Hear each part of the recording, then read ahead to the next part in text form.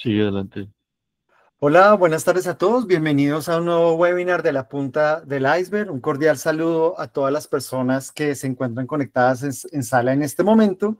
También a las personas que están viendo esta grabación a través de nuestro canal de YouTube. Entonces, bienvenidos todos. Hoy tenemos un tema que en mi opinión es uno tal vez de los más interesantes y curiosamente es uno de los temas de los que menos se habla a nivel empresarial, pero creo que todos hemos vivido y sufrido también de esta que es una habilidad blanda, que es la gestión del poder y la gestión de la influencia. Entonces, en el webinar de hoy vamos a hablar de cómo gestionar el poder y desarrollar estrategias de influencia en mi empresa. Recuerden, como siempre, nuestros webinars son digamos, de un nivel avanzado en el sentido de que tratamos de profundizar en los temas, de hablar las cosas de una manera un poco más profunda, también pues para generar valor para ustedes y hacer una diferencia frente, digamos, a todo este, digamos, marea de webinars que solemos tener y que pues para que ustedes valga muchísimo la pena destinar este espacio. Bueno, entonces, ¿qué vamos a hacer? ¿Qué vamos a tratar el día de hoy? Vamos a hacer una breve presentación de la punta del iceberg. Como siempre, prometo que será muy corta. El objetivo no es ese. Y luego vamos a pasar a hablar de nuestro tema. Entonces, vamos a hablar de qué es el poder, qué es la autoridad y qué es la influencia, cuál es la diferencia entre esos tres conceptos, cuáles son las bases del poder, cuáles son las fuentes del poder personal y cuáles son las fuentes del poder del puesto de trabajo, cuáles son los tipos y estrategias de influencia y como siempre tendremos una reflexión final. Bueno, entonces, entrando en materia, hablemos un poco acerca de la punta del iceberg. Entonces, en primer lugar, me presento para quienes no me conocen. Mi nombre es Frank Prieto Pinto, soy el CEO de la punta del iceberg y tengo, digamos, una función específica dentro de todas aquellas que tengo como CEO, es manejar el tema de alianzas estratégicas. Me encanta hacer networking, me encanta conectar con gente y encontrar, como siempre, valor y oportunidades. Entonces, aquí hay un QR que lo lleva a mi WhatsApp para quienes quieran conectarse conmigo. No sientan temor de guardar mi número, de conectarse. De pronto hoy no me escriben, pero tal vez en 1 o 2 meses quieren tener algún contacto conmigo. Mi labor es esa, mi labor es conectarme con las personas. No piensen, de pronto no tengo una startup o soy estudiante. No, digamos que creo que el objetivo es precisamente ese y es conectar con las personas del ecosistema. Aquí pueden encontrar mi correo, mi número de teléfono, si no desean usar el QR, y mi enlace a LinkedIn. Me pueden buscar como Frank Preto Pinto y aquí ya pueden tener, digamos, acceso a mi perfil. Yo soy administrador de empresas de la Universidad Nacional de Colombia, tengo una maestría en administración. Digamos, mi vida profesional se ha ido por tres caminos, a veces en paralelo, a veces con algunos, digamos, como más importantes que otros. El primero ha sido la docencia, he sido docente por cerca de 18 años en universidades de alta calidad en Colombia. He sido profesor en temas de estrategia, emprendimiento, gestión de la innovación, habilidades blandas, emprendimiento. Bueno, se me están yendo algunos temas. También he trabajado en empresa, he trabajado en sector público, en gremios, en sector financiero, en negocio de consultoría mucho tiempo y ahora estoy trabajando en la industria de eventos también y pues he sido consultor en esos mismos temas. Entonces, quienes quieran conocer un poco mi perfil más a detalle, pues en LinkedIn lo pueden consultar.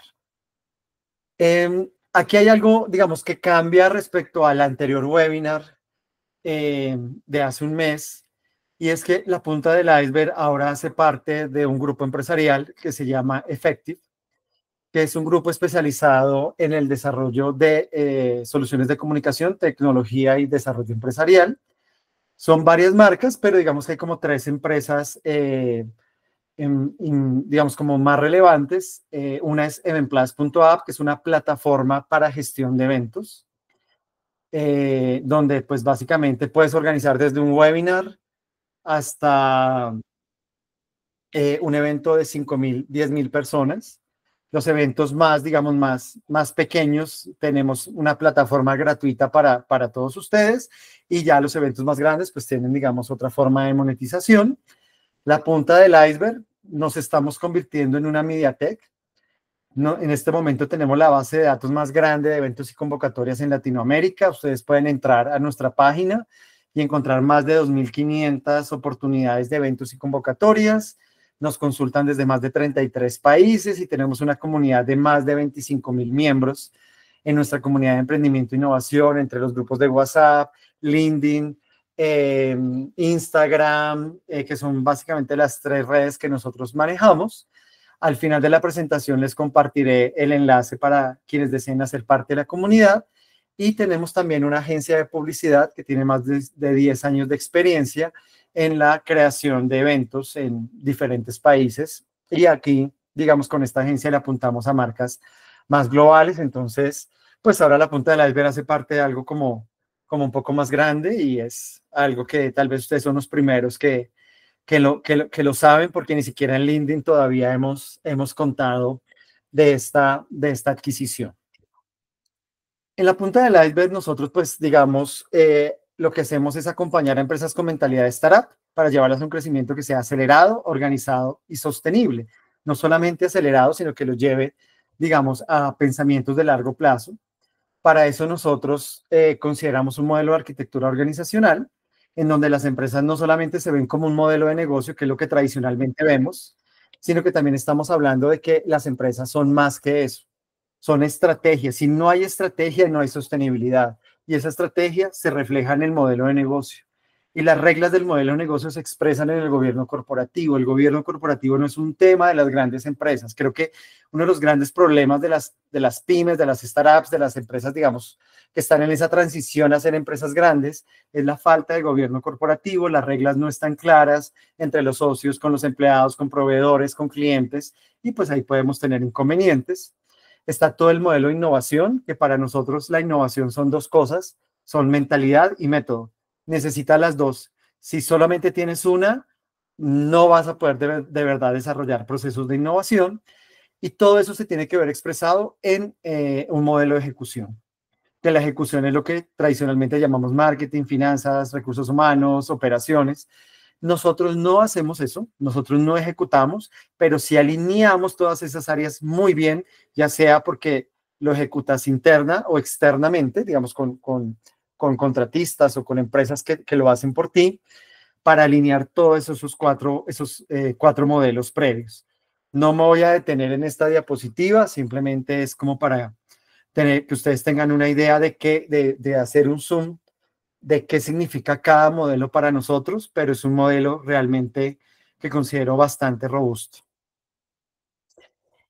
Y bueno, y con eso terminamos la presentación de la punta del iceberg. Ahora sí, entremos en materia. Entonces, empezamos a hablar del poder, la autoridad y la influencia. Y a veces nosotros hablamos del poder como algo malo, ¿cierto? Como alguien se enajena de poder, se le subió el poder a la cabeza, y resulta que el poder es importante y tenemos que desarrollarlo. Y una cosa que me llama muchísimo la atención es que la gran mayoría de las veces tú no lo ves en el listado de las habilidades blandas que una persona debe desarrollar, cuando es una habilidad que todos los días estamos usando, así como usamos la comunicación, el manejo de conflictos, el manejo de estrés, etcétera, etcétera. Es muy curioso que nadie nos esté enseñando a desarrollar nuestro poder, nuestra autoridad y nuestra influencia. Entonces, hablemos de qué es el poder. El poder, digamos que tiene como dos aristas. La primera es la capacidad de lograr que alguien haga algo que yo quiero que haga. O sea, yo tengo poder cuando logro que alguien haga algo. Y eso es lo que en general entendemos como poder, ¿sí? La capacidad que tenemos de dominar, podríamos decir, entre comillas, a alguien, aunque la dominación es otra cosa. Pero el poder también es la capacidad de hacer que las cosas pasen de la manera en la que yo deseo que pase. Es decir, que el poder no es solamente algo que tiene que ver con otros, sino también tiene que ver con la capacidad que yo tengo de modificar, de combinar el entorno para que las cosas se den como yo quiero. Entonces, les pongo un ejemplo. ¿Quién es el que puede hacer que tú tengas unos hábitos de vida saludable? Tú, ¿cierto?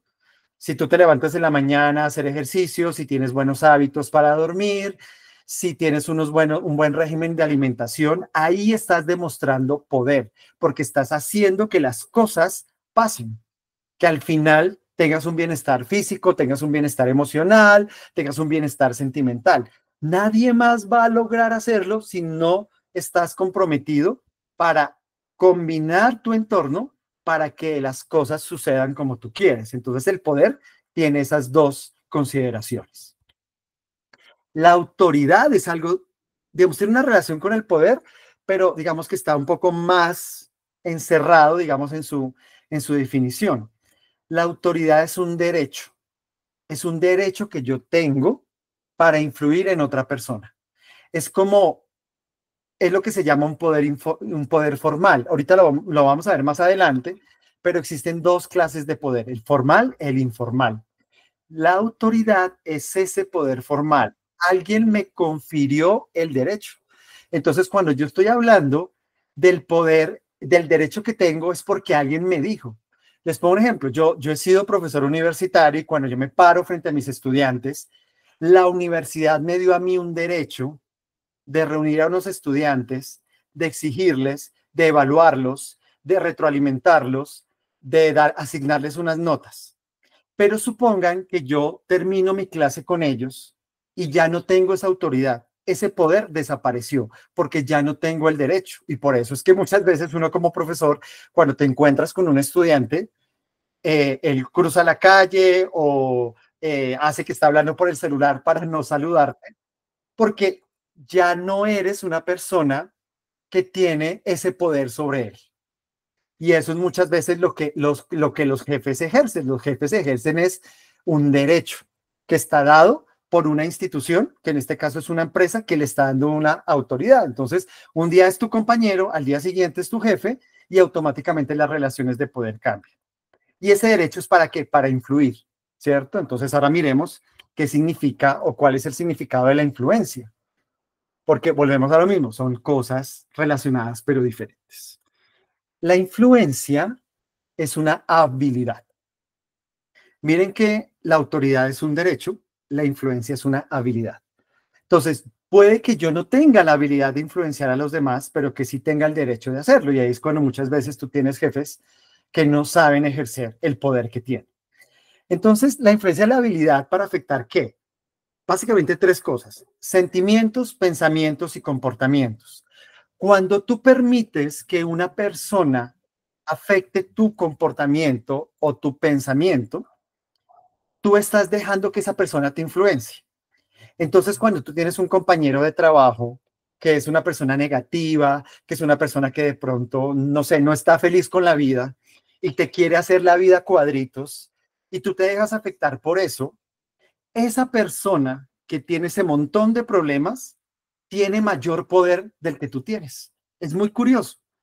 ¿Por qué? Porque aparentemente esa persona tiene, digamos, algunos inconvenientes, no está feliz con la vida, con su trabajo, pero tiene más poder sobre ti porque tú te estás dejando influenciar por eso.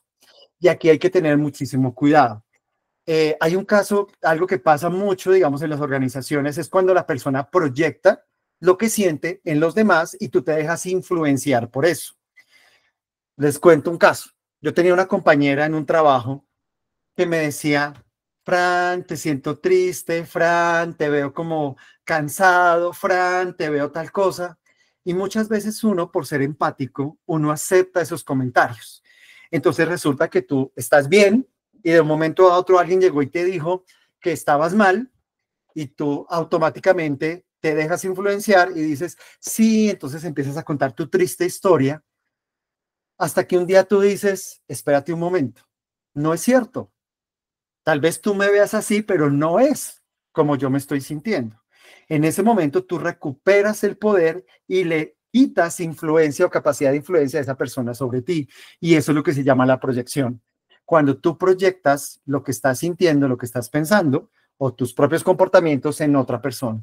Y eso demuestra que esa persona tiene una mayor habilidad de influenciarte.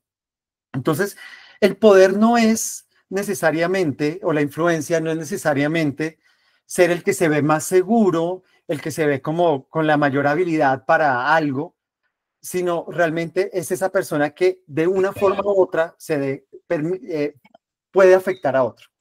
Hay personas, por ejemplo, que usan el transporte público diariamente y cuando salen digamos, de ese caos, se les dañó el día.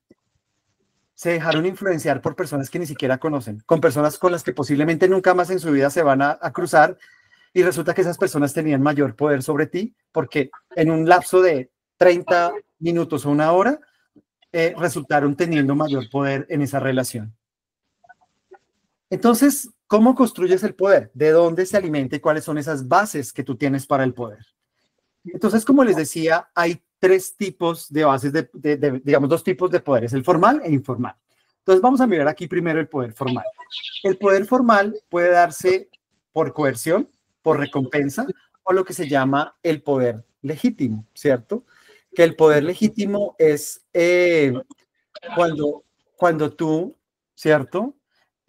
Lo haces porque, digamos, hay una legitimidad en los valores. Entonces, miremos acá.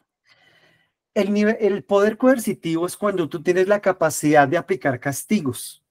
¿Por qué? Porque la otra persona no está cumpliendo o porque tú eres capaz de transmitir o de generar un temor a las consecuencias.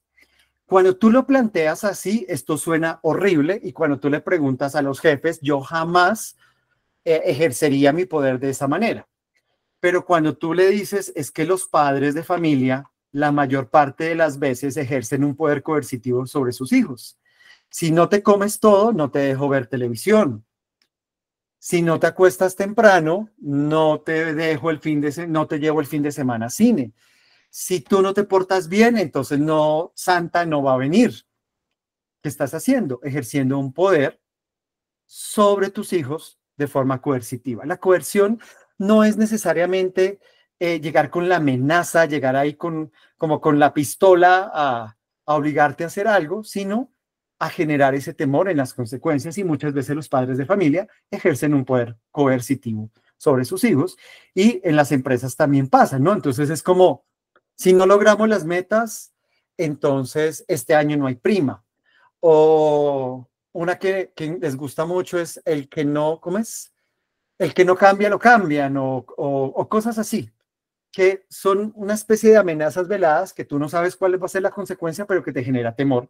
Y eso te obliga a desarrollar cierta obediencia. Existe otra, que es la base del poder cuando se fundamenta en la recompensa. Y es cuando yo le digo a la persona que le puedo proveer o retener recompensas relacionadas con un cumplimiento. Entonces, si logras los objetivos, tendrías un ascenso. Si mejoras tu calificación 360, entonces podríamos mirar tal cosa. Si logras esto, te voy a dar un día extra. Entonces, ¿qué estoy haciendo? Estoy condicionando a la persona a que desarrolle, digamos, un comportamiento o logre un resultado, y dependiendo de eso, yo le pueda proveer una recompensa. Volvemos a lo mismo, las empresas hacen eso. El problema con esto es que ese modelo se va agotando con el pasar del tiempo, porque pues tú infinitamente no puedes aumentar las recompensas. Y tú lo ves en organizaciones, digamos, multinacionales, donde los salarios son altos, donde hay un montón de beneficios, y haces una encuesta y aún así la gente está insatisfecha. Y tú dices, ¿pero por qué está insatisfecha? Pues porque siempre vas a querer más. Eso es algo que como que se vuelve de cierta manera un factor motivacional, como que siempre quiero un poquito más. Entonces ya no me sirve solo que me des la ruta, sino que quiero que los vehículos en los que me llevas, me proporcionan la ruta, sean de mejor. Ya no quiero solamente tener un casino, ¿cierto? En la empresa, sino que quiero que ahora me des una alimentación saludable. Ya no solo quiero que mi ambiente sea agradable, sino ahora quiero que me dejes llevar a mi perro, y después queremos llevar a la planta mis flores, porque es que resulta que yo no tengo perros, pero tengo flores, y entonces como hay que ser diversos y hay que ser inclusivos, entonces yo también tengo derecho a llevar mi matera.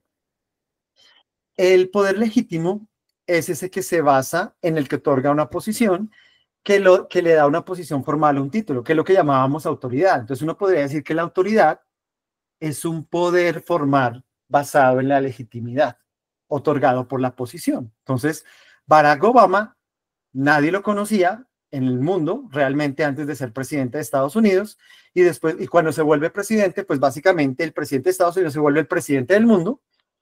Recuerden que hace 4 meses el actual presidente pues era alguien con ideas locas, como medio excéntrico, y ahora es una persona que por su posición y por el título que se le otorgó tiene la autoridad para poner todo esto patas arriba. Existe otra base del poder que es el poder informal, y este es tal vez de los más interesantes. Siempre en habilidades, todo lo que es informal, todo lo que es construido, digamos, de forma tácita, tiene muchísimo más poder y es más contundente. El poder informal se puede construir desde la expertise. Entonces, tú adquieres poder cuando tú tienes experiencia, cuando haces algo que otros difícilmente podrían hacer, o cuando tienes un conocimiento que otras personas no tienen. Eso te da poder, porque eso te vuelve una persona experta en algo, y eso es una forma muy interesante de desarrollar poder. Y ustedes lo saben. Por ejemplo, hay personas que si son muy buenas en algo, pues pueden cobrar muchísimo más, todo el mundo los busca para consultarles. ¿Por qué? Porque tienen una habilidad especial que los demás no tienen, y eso hace que tú puedas influenciar decisiones. Cuando tú contratas un consultor, ¿para qué lo contratas? Para que te dé una asesoría, te diga qué debes hacer, y no importa si está bien o mal, al final, como él lo dijo, pues así lo vamos a hacer. Existe otro que es bien interesante, que es el poder que se basa en el referente, ¿cierto? Y lo que llamaríamos el atractivo, el carisma, que está dado ¿por qué? Por la personalidad o por el estilo de conducta. Entonces, una persona que se ve más segura de sí misma, pues es más atractiva ante los demás. Esto no es una percepción, digamos, hay estudios que lo demuestran. Si eres una persona más prolija en tu vestir, en tu actuar, pues eso va a generar un carisma y eso genera muchísimo poder. Digamos, si lo decimos de una manera más, digamos, como un poco más frívola, es como que ser una persona bella, que es atractiva físicamente, tiene más capacidad de influenciar en los demás que si no lo eres. Entonces, cuando tú puedes desarrollar ese carisma o tener una conducta que es respetable por los demás o que es admirada, eso también te da mucho poder. Si ustedes se dan cuenta, estas documentales donde muestran esas personas que engañan a otras, siempre hay un común denominador. Una persona que tiene un gran carisma y que es muy atractiva, no solamente desde lo físico, sino de lo que transmite, que lleva a otras personas a hacer una cantidad de locuras y una cantidad de cosas, entregan sus bienes, su dinero, los pueden llevar a cometer crímenes, simplemente pues porque tú quieres agradarle a esa persona. Hablemos ahora de cómo se construye ese poder personal, ¿cierto? Estos temas que estoy hablando no necesariamente están siguiendo una secuencia. Les quiero contar, digamos, un poco lo que hay, el estado del arte en los temas de poder e influencia. Entonces, hay otra perspectiva, y es que el poder personal puede surgir de 4 fuentes.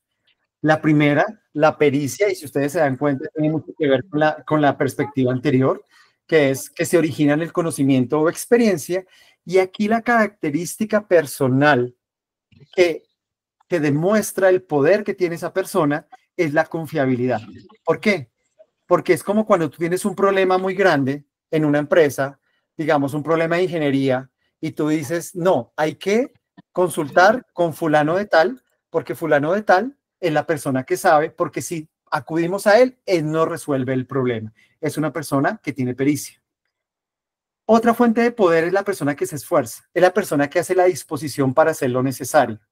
Es esa persona que tú ves que se levanta todos los días, que se esfuerza, que está comprometida.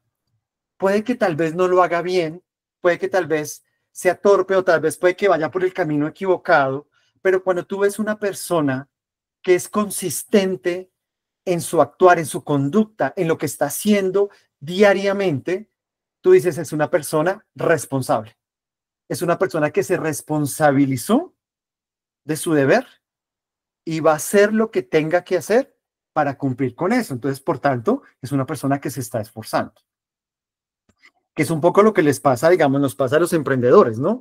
Como Resulta que cuando tú estás emprendiendo, pues no hay clientes, no hay ventas, pero todos los días sales con la mejor actitud y la mejor cara para lograr lo mejor de tu negocio.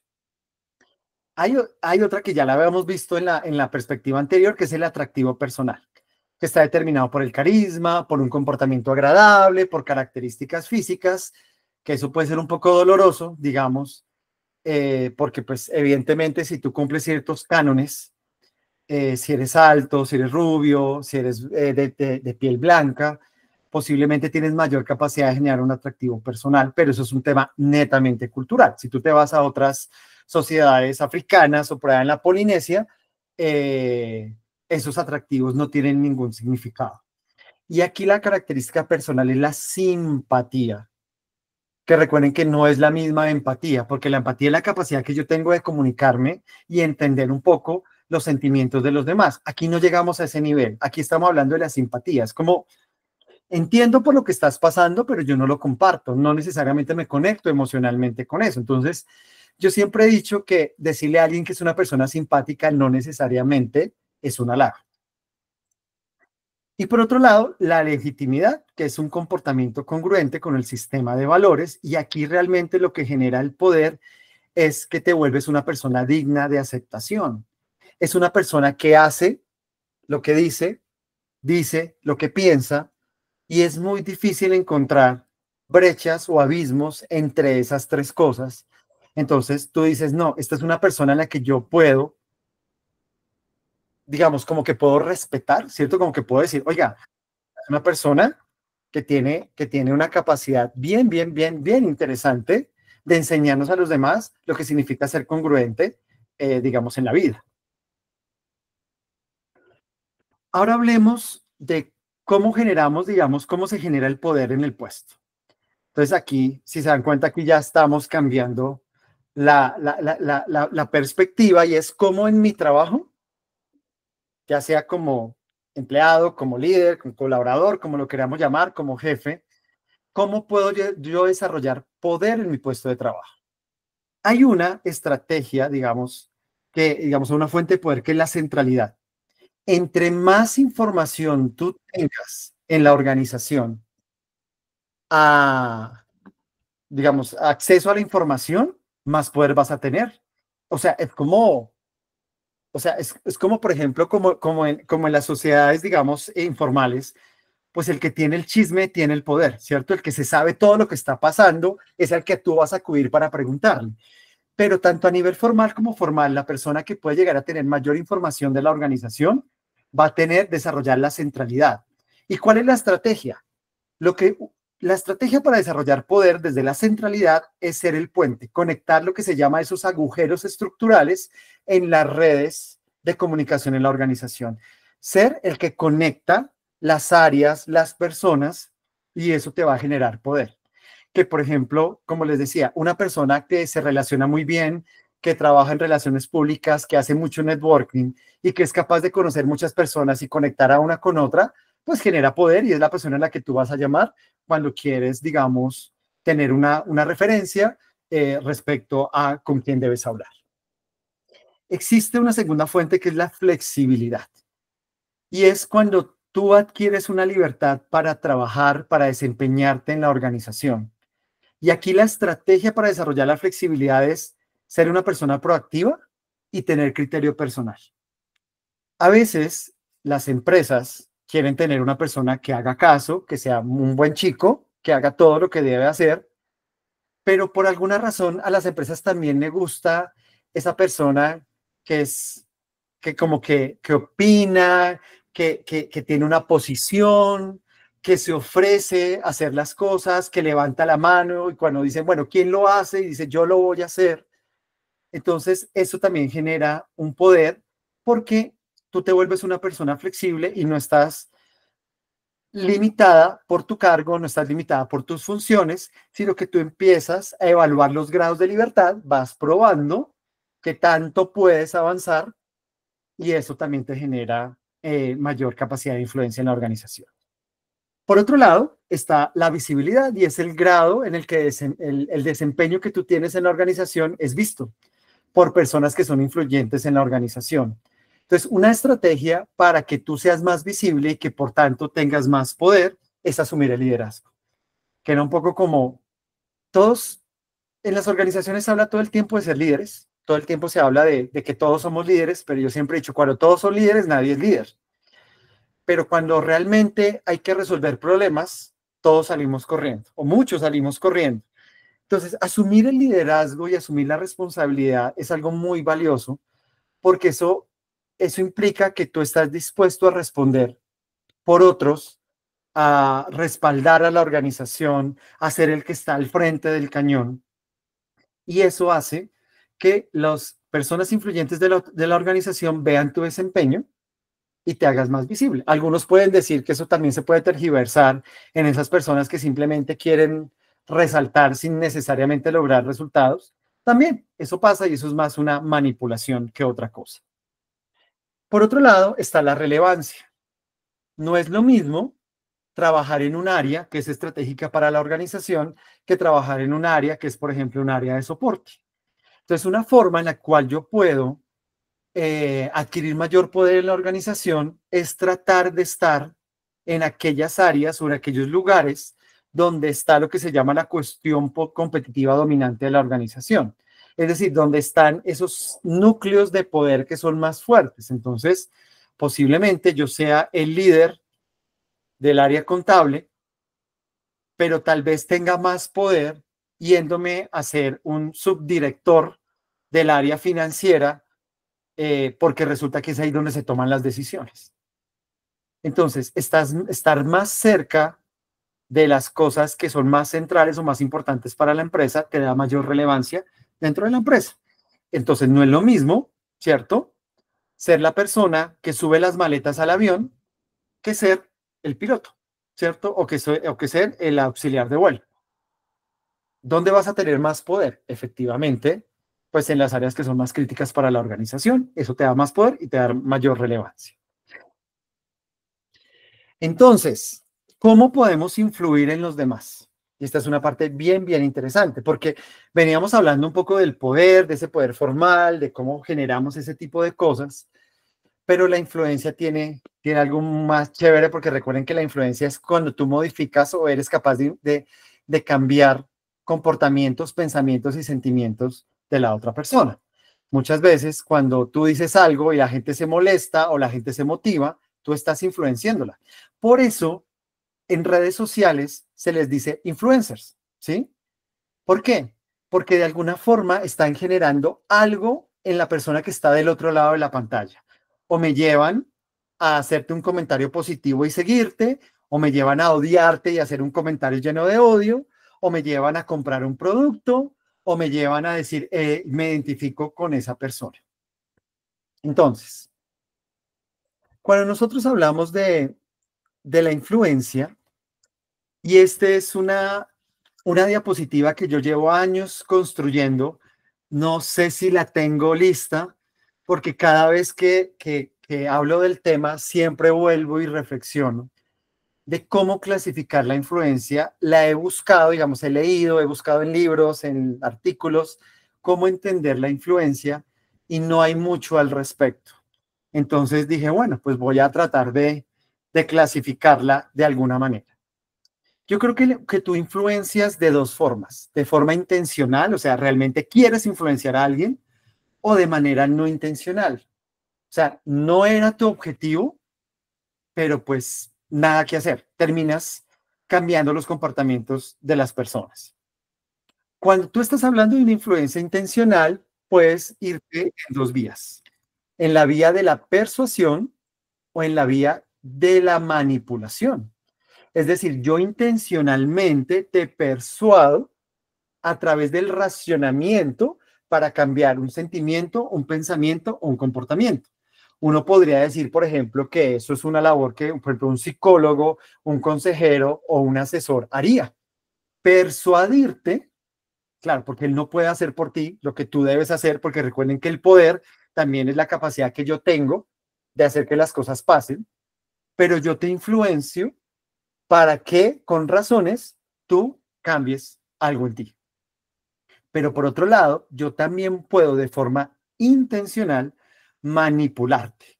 es decir, distorsionar la verdad para generar unos comportamientos. Y eso lo vemos, digamos, por ejemplo, cuando tú tienes una persona que te habla mal de otra. ¿Por qué le vas a hablar mal de alguien? ¿Qué estás buscando ahí? ¿Estás haciendo un análisis de la personalidad? ¿Estás haciendo un análisis respetuoso, objetivo, digamos, de la persona? ¿O lo que quieres es que esa persona también piense lo mismo que tú piensas de tu compañero de trabajo? Que es tu verdad, pero no necesariamente es la verdad. Entonces, ¿ahí qué estás haciendo? Estás manipulando.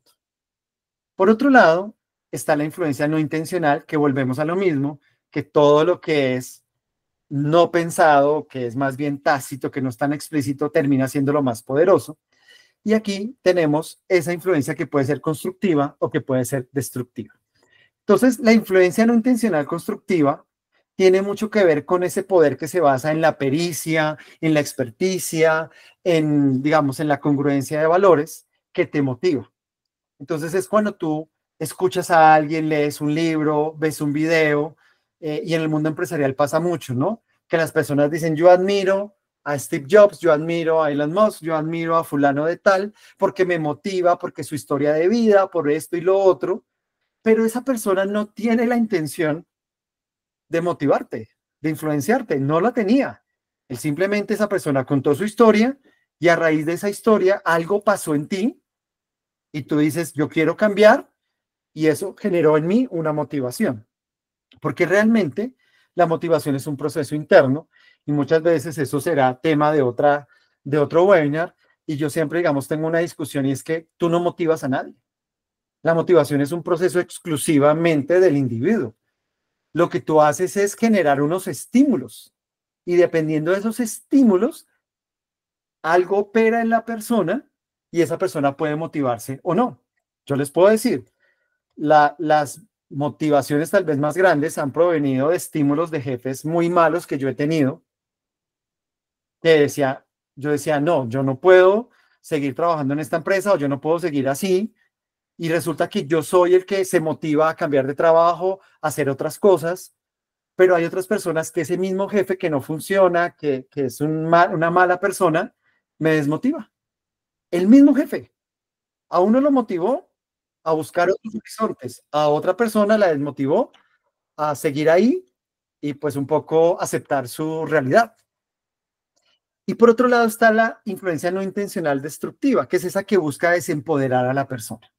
Entonces miren que aquí viene una palabra que no la hemos dicho a lo largo de la presentación, pero que tiene mucho, mucho sentido, que es el empoderamiento. Miren que con las mujeres pasa mucho y es que estamos siempre hablando del empoderamiento femenino. ¿Cómo empoderamos a las mujeres?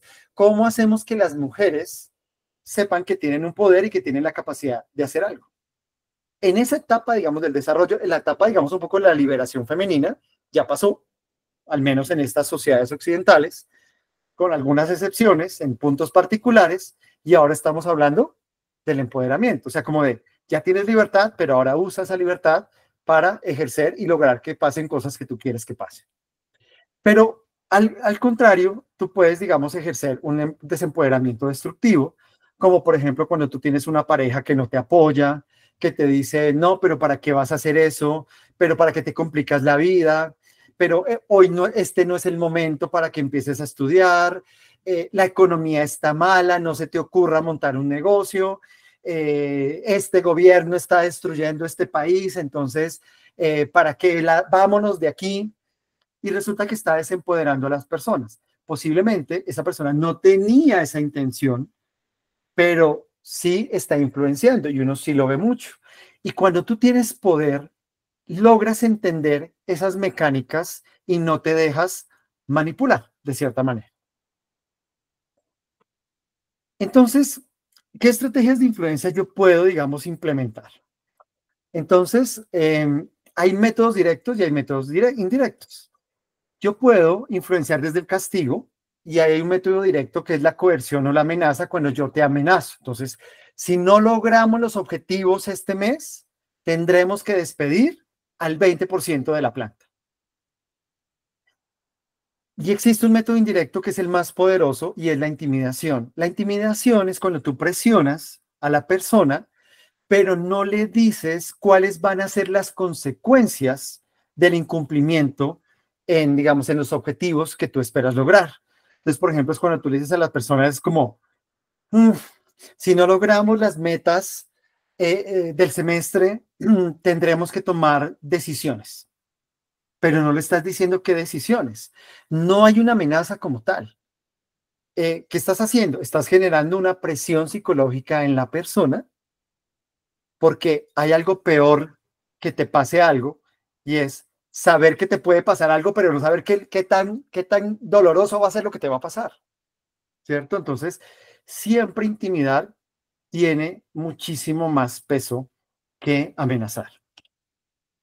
Existe una que es la que, digamos, en muchas empresas se usa, que es el de la reciprocidad. Y la reciprocidad es básicamente eso. Yo te doy, ¿cierto? Y tú me das. El clásico es la negociación. Jefe, necesito que me dé el viernes libre porque quiero viajar a visitar a mi familia. Entonces, tu jefe te dice, listo, pero entonces, ¿cómo me vas a compensar el tiempo? Hay una negociación directa, hay un intercambio. Un viernes, ¿a cambio de que tú hagas esta tarea? En el momento en que cada parte cumpla con su deber, la negociación se acabó. Y por eso es un método muy directo, muy limpio de influenciar. Jefe, es que necesito un permiso, y entonces el jefe ya te hace las caras, pero tú automáticamente le lanzas el intercambio. El método indirecto es súper peligroso. De todos, creo que es el más peligroso de los que ustedes van a ver aquí en esta diapositiva. Y es lo que se llama el congraciamiento, y es cuando tú pides un favor. Esto puede sonar un poco polémico, pero una de las peores cosas que uno puede hacer es pedir un favor. Porque díganme ustedes, seamos sinceros, ¿cuándo termina uno de pagar un favor? Nunca. Es decir, si tú necesitas plata, vas al banco, el banco te presta el dinero, te dice, me lo pagas a tantas cuotas con este interés. ¿Qué pasa el día que tú termines de pagar la cuota? Se acabó. Pero supongamos que tú le pides la plata prestada a un familiar. Y ese familiar muy querido, muy amable contigo, te dice, no te preocupes, págame cuanto quieras, no te voy a cobrar ningún interés. ¿Cierto? Porque es tu familiar, o sea, ni modo que fuera a cobrarte. Y resulta que tú le pagas. Tú, tarde o temprano, le devuelves su plata con todo el agradecimiento del mundo. Pero tú no terminaste de pagar el favor.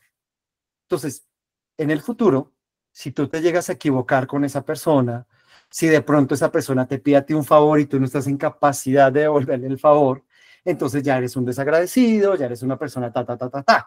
Vámonos al mundo de las empresas. Supongamos que tú necesitas un favor, que el jefe te dé un permiso y el jefe te da el permiso, pero no se negocia ningún intercambio. Y resulta que el jefe, 15 días después, necesita que alguien le ayude y se quede más tarde en la oficina.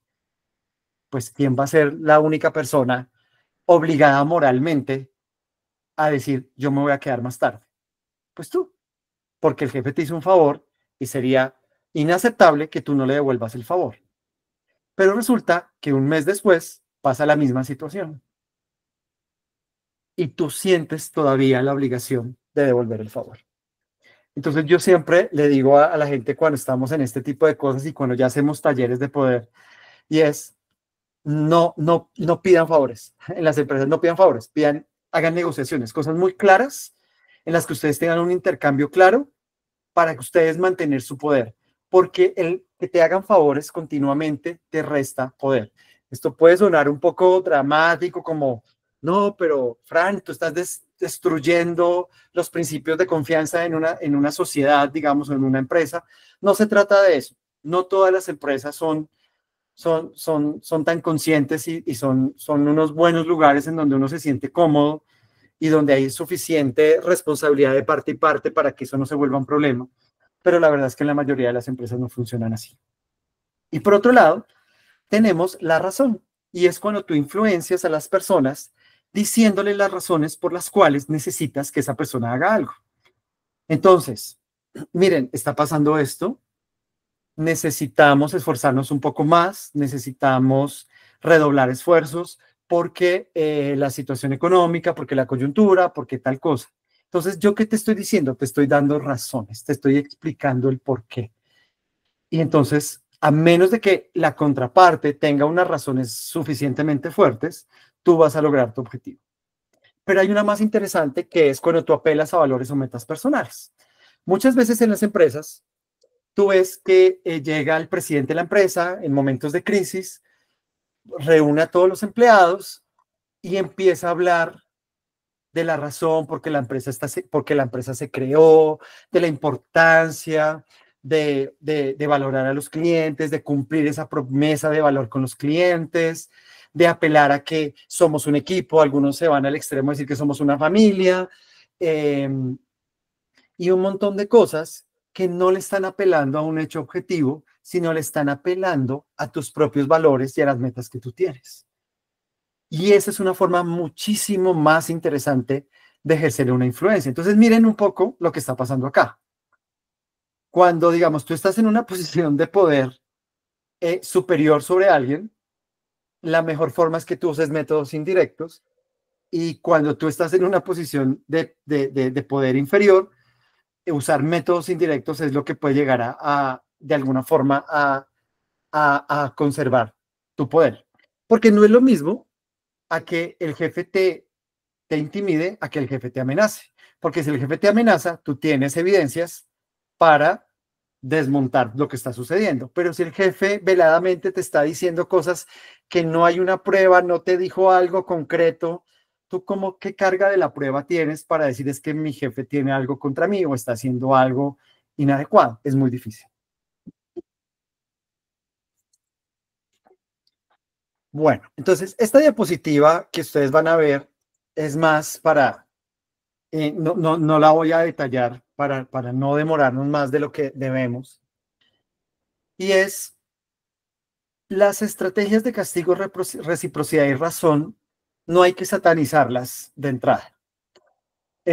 Porque la palabra castigo es más como un concepto académico que realmente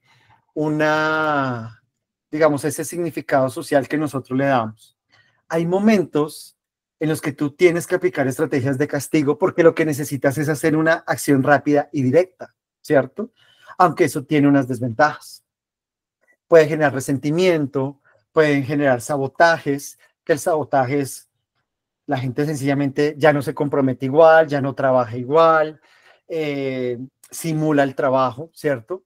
El problema con una estrategia de castigo es que si tú no cumples con el castigo, pierdes autoridad, que es un poco lo que le pasa a los padres. Recuerden que yo les decía que los padres tienden a aplicar mucho técnicas coercitivas, pero al final eso no se transforma en una acción por parte de los padres, porque pues al final pues a uno se le ablanda el corazón y pues uno no quiere, digamos, hacer sentir mal a sus hijos. Pero el problema con eso es que si tú no cumples con el castigo, tú vas a perder autoridad ante tus hijos. Lo mismo pasa en las empresas. Si tú estás haciendo una amenaza o intimidando, pero al final no pasa nada, tú lo que vas a hacer es perder autoridad. Entonces hay que tener mucho cuidado con eso. En la reciprocidad tiene unas grandes ventajas y es que hay una baja incidencia al resentimiento. ¿Por qué? Porque pues yo te digo, quédate 2 horas más, pero al final te las devuelvo el viernes, sales 2 horas antes, pues ahí no hay resentimiento, o sea, ahí hubo una aceptación. Y por otro lado, no es necesario justificar la solicitud porque inmediatamente yo te estoy dando una compensación por eso. El problema con la reciprocidad es que se construye una perspectiva muy material del trabajo, todo se vuelve una negociación, entonces, si no me das tiempo, si no me das un bono, si no me das un descanso extra, si no me das esto, entonces yo no lo hago. Entonces los empleados tienden a volverse muy calculadores y a atender muy medido qué puedo pedir y hasta dónde podemos llevar. Y eso termina socavando un poco el compromiso y se va perdiendo el propósito, porque el propósito se reemplaza por recompensa. Y hay empresas en donde al final la gente está porque le pagan muy bien, porque le dan medicina prepagada, porque le dan educación a los hijos y no necesariamente porque las personas estén comprometidas con el trabajo. Y puede llegar a construirse una sensación de injusticia, de manipulación, porque es como, ay, ya, pues nos quedamos hasta medianoche y nos van a dar pizza. Pues ¿Cómo podemos decir que no si nos van a dar de comer y nos van a pagar el Uber de regreso a la casa? Pero al final tú puedes llegar a sentirte manipulado, como no tengo cómo negociar eso porque al final me estás entregando algo a cambio. En las estrategias de razón, una de sus grandes ventajas es que se construye compromiso y una especie de obediencia voluntaria y no necesitas supervisar, porque de alguna forma estás apelando o al razonamiento o a los valores que tienen las personas. ¿Cuáles las desventajas o más bien los retos que esto tiene? Primero que los valores y las metas que tiene la organización deben ser muy fuertes y deben ser compartidos. Se requiere tiempo para que haya confianza y se vuelve más complejo a medida que la empresa crece. Por eso es que cuando tú eres una empresa más pequeña, es más fácil reunir a tus empleados y hablarles de, vamos, todos estamos juntos en este barco, vamos a lograrlo, son momentos difíciles, pero etcétera, etcétera, etcétera. Pero cuando ya eres una empresa de 1.000, 2.000 empleados, pues llegar con ese discurso cuando el presidente de la empresa a duras penas lo ves una vez al año y en la fiesta de diciembre, pues entonces se vuelve un poco difícil poder construir esas, digamos, esas estrategias.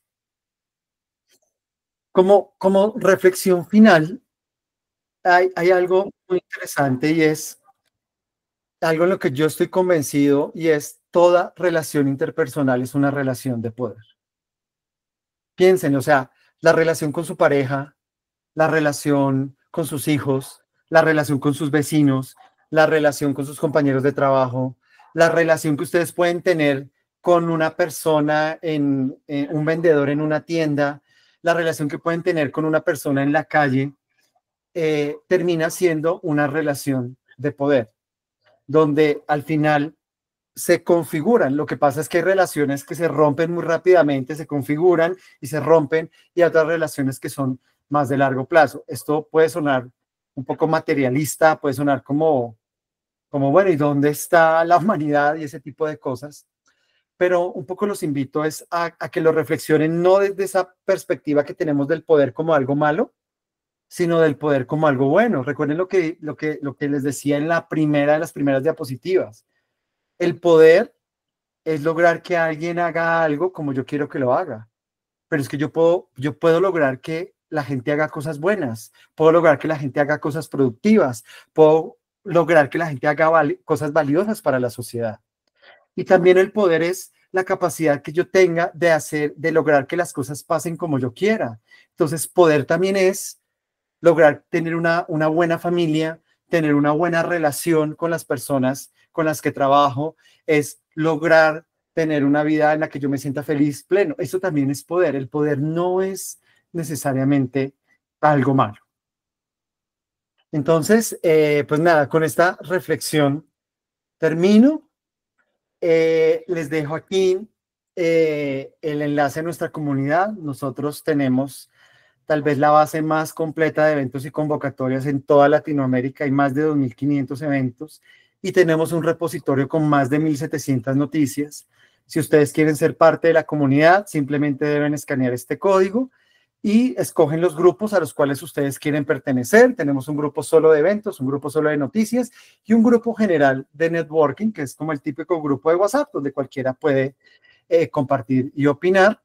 Tenemos un grupo cerrado que es solamente para miembros de la comunidad de la Universidad Nacional de Colombia. Los demás grupos son abiertos para quienes los quieran. En estos grupos no estamos mandando información todo el tiempo porque sabemos que a veces eso satura. Solamente en un momento del día estamos mandando información valiosa para ustedes. Quisiera saber si hay alguna pregunta, algún comentario.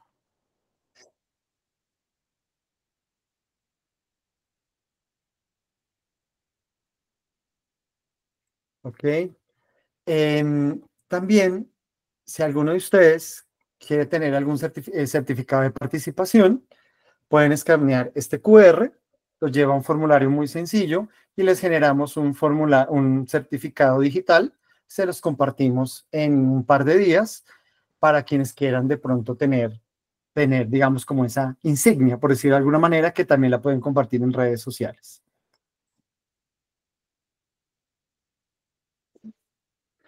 Sí, Marcela, cuéntanos.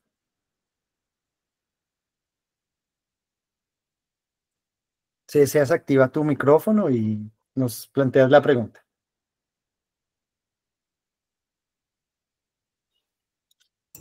Buenas tardes, ¿cómo estás? Muy bien, gracias. Bueno, mira, mi pregunta un poco enfocada es cuando uno en el equipo tiene personas de diferente generación, ¿sí? Ujú, Digamos, uno tiene chicos, en mi caso, por ejemplo, que tengo chicos jóvenes, pero ujú. también tengo personas que son de mi edad y mayores que yo. Entonces, ¿cómo es el proceso de influencia? Porque sabemos que les va a llegar los mensajes de forma diferente. Y a mí me pasa, digamos que hay unos que están muy alineados como en mi forma de pensar y de actuar, pero con los chicos es diferente, ¿sí?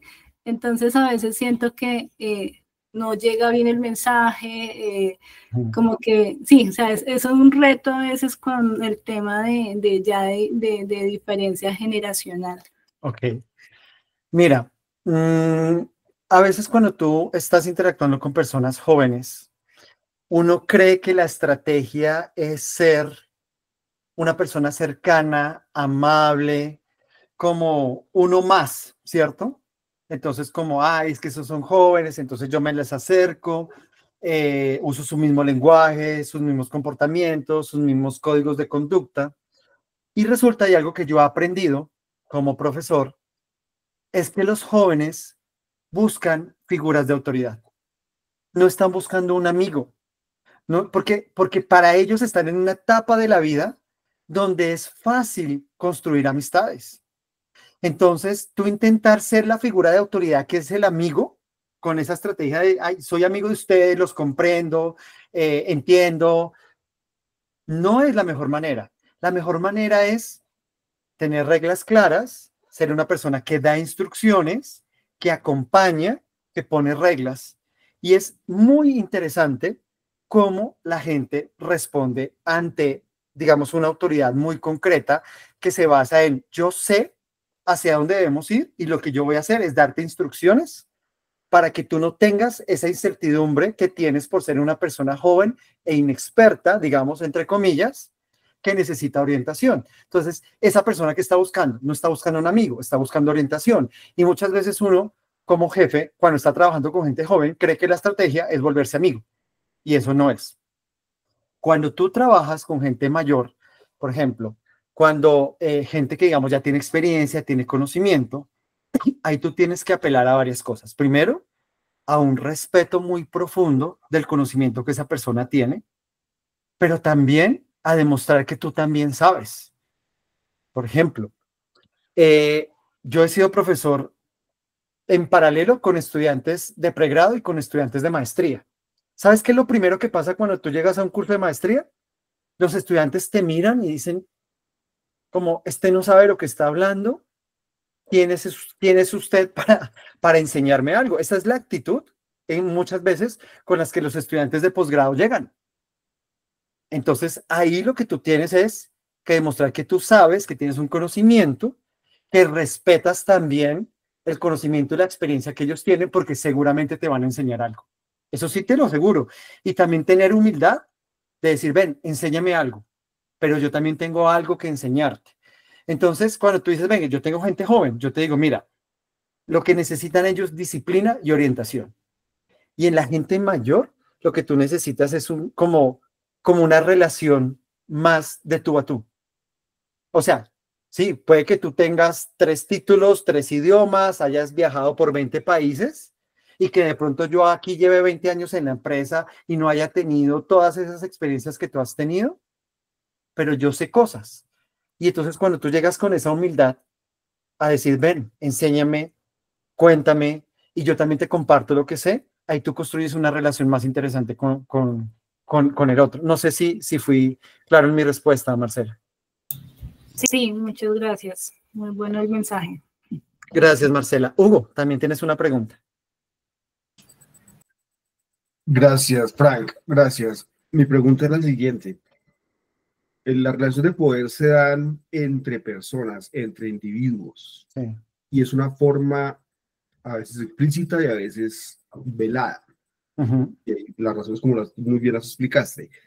¿Conoces algunas estrategias o algunas metodologías que se utilicen para medir esas relaciones de poder, para hacerlas evidentes y mostrarlas con algún tipo de evidencia empírica o algún argumento que sea fuerte? Es difícil, yo no conozco, digamos, una metodología que mida eso. Es como, por ejemplo, medir la ética. ¿Cómo mides la ética? Tú puedes hacer una encuesta y evaluar y preguntarle a tus empleados si alguna vez han robado, si alguna vez han cometido un acto de infidelidad en la empresa, si alguna vez han hecho algo que no debieron haber hecho. Pues ahí va a haber, digamos, las respuestas van a estar completamente distorsionadas. En el tema del poder puede pasar algo igual. Es como cuando tú le preguntas a alguien si es líder, ¿qué te va a responder? Pues que sí, ¿sí o no? ¿Por qué? Porque las habilidades blandas no se certifican. Las habilidades blandas se validan en el desempeño. Te pongo un ejemplo.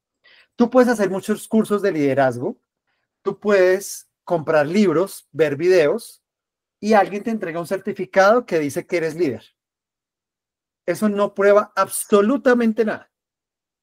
Solamente vamos a saber que tú eres líder cuando vas a estar frente a un grupo de personas y esas personas te reconocen a ti como líder, no como jefe. Ojo, porque yo sí puedo probar que soy jefe, ¿sí? Pero que tú seas jefe no te vuelve líder, que esa es otra discusión que podemos tener. Y ese es un problema en las empresas, que ahora ya no los llamamos jefes, sino ahora los llamamos líderes, y para mí eso es un eufemismo. Que tú tengas una posición de autoridad te da una posición de poder, pero no te da liderazgo. Entonces, ¿qué es lo que pasa? El poder formal tal vez lo puedas medir de cierta manera, porque tú puedes saber quién está en qué posición, pero el poder informal, ¿cómo? Mira, por ejemplo, lo que pasa con los influencers. Hay gente que hace locuras por un influencer, por conectarse con ellos, por hablar con ellos. ¿Y tú cómo mides qué poder tienen ellos? ¿Por el número de seguidores? ¿Por las acciones que esas personas emprenden? ¿Por el impacto que pueden tener? Tal vez en un influencer tú puedes llegar a medir eso. Por ejemplo, ¿cuántas ventas logras cuando un influencer promociona un producto? Entonces ahí tú podrías tener una medición indirecta del poder que esa persona tiene sobre sus seguidores, por ejemplo. Pero medir el poder en sí mismo como tengo el 85%, ¿cierto? Y cargando, creo que es bien complicado. En gestión nos falta muchísimo para entender muchos procesos. No necesariamente tenemos que obligarnos a medirlos, porque yo soy del que no necesariamente tú tienes que medir para controlar, porque tampoco, ¿por qué tienes que controlar? Es como, quiero controlar la ética, porque si no mido la ética no la puedo controlar. Eso no tiene mucho sentido. En el caso del poder y de la influencia, sobre todo, creo que es bien complejo, pero es muy interesante la pregunta. O sea, posiblemente alguien sí esté trabajando y haciéndose esa pregunta y haciendo una tesis de doctorado evaluando eso, ¿no? Claro, porque cuando tú dices la única manera, el único escenario donde yo puedo palpar el poder que tiene uno sobre otro es cuando en el acto, ¿cierto? En la Sí, acción. Pues ese es un escenario para medirlo. claro. Lo que pasa es que lo mides, pero no necesariamente de forma cuantitativa, ¿no? Es una medición indirecta, como muchísimas, como la Sí, gran mayoría. exacto. Bueno, perfecto, muy interesante. Muchísimas gracias, Frank. Ok, ok, Hugo. No sé si alguien más tiene una pregunta, algún comentario.